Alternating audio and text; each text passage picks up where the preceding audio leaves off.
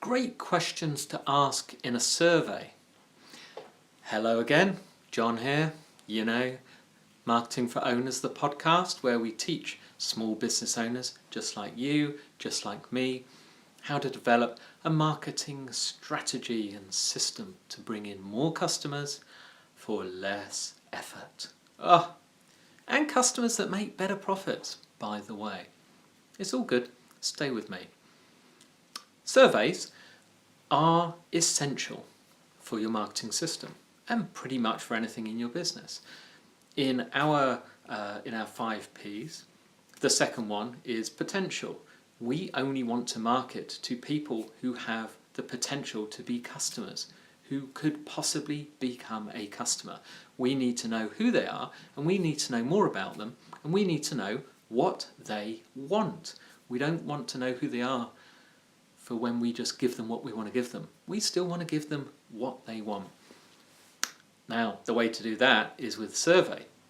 So, asking questions in the survey is not difficult, but there is a little science to it because we've all had long, boring page after page surveys that we just give up halfway through. We don't want that. So we want to keep it short, sweet, to the point. Now, another reason for asking a survey is it can help lead to a product or something new that you're doing. So I'll give an example. You are refurbishing your restaurant, or you're developing a new menu for your restaurant.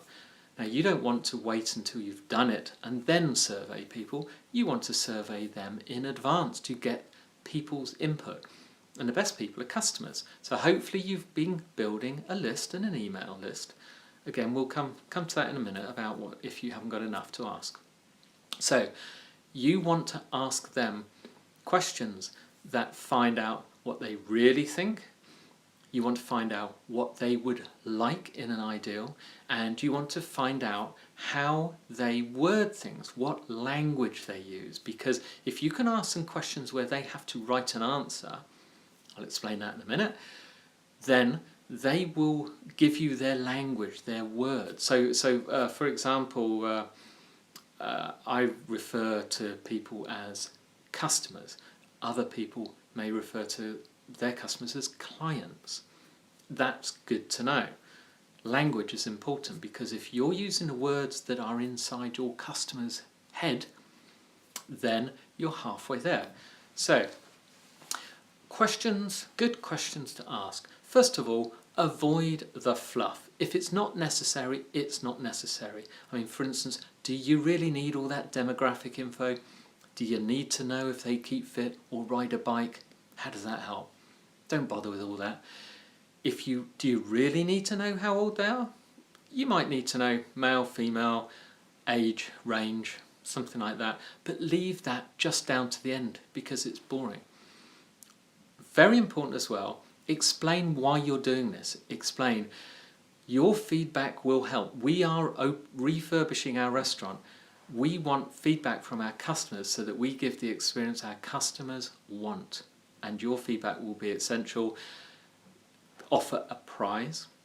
You're going to offer something like a free meal for 4. We will be giving away 4 free meals for 4 to those that answer our survey. Obviously, it depends on how many. You don't want to give one to every person who applies, but give them something that makes sure they're encouraged to do it. Questions.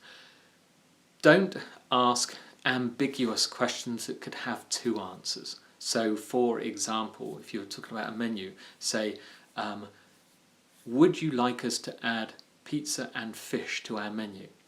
Some people might want pizza. Some people might want fish. So ask, would you like us to add pizza? Would you like us to add fish? Don't ask 2 questions at once. Don't ask leading questions.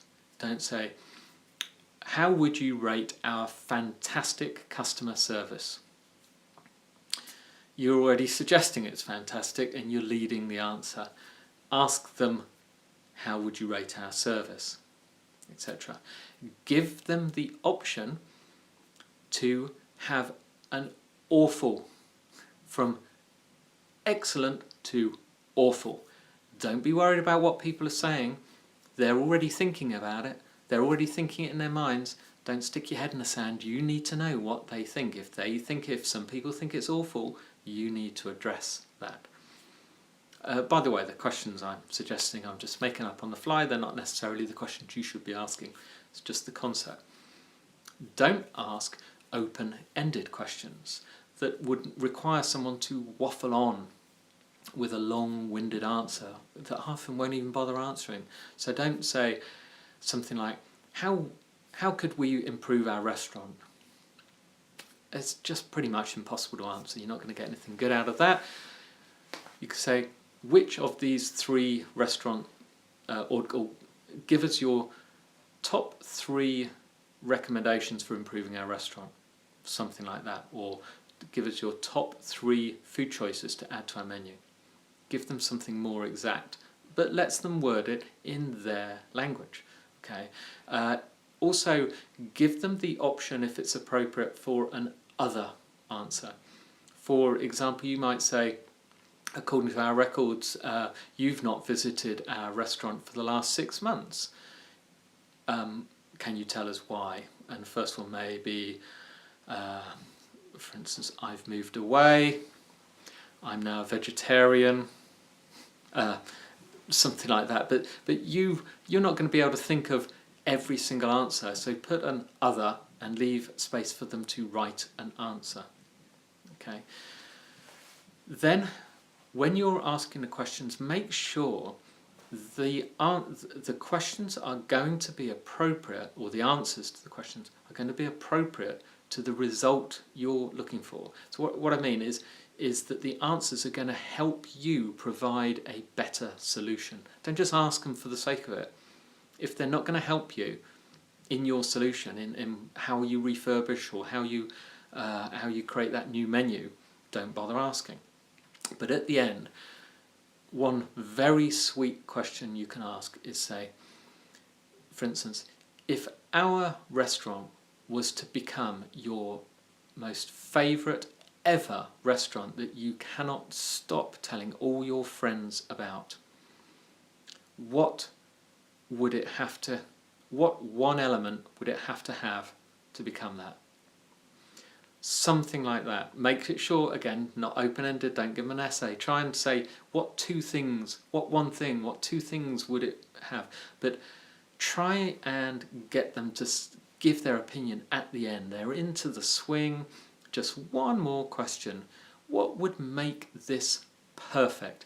Or if you came along and designed our restaurant menu, what would you put on it that would make it perfect? Something like that. See how many people say the same things. Okay?